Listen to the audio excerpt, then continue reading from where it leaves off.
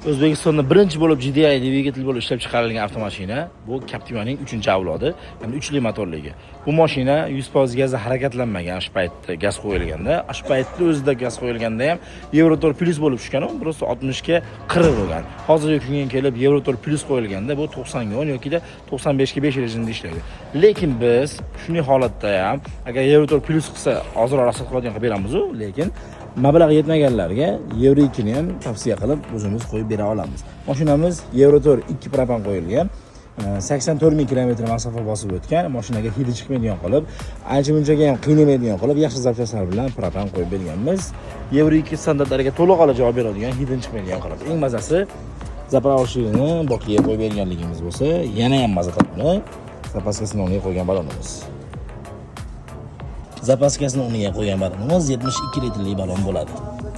Tutishda ham zapaskasini o'rniga turgandek turaveradi, muammosiz bemalol yurishsa bo'ladi.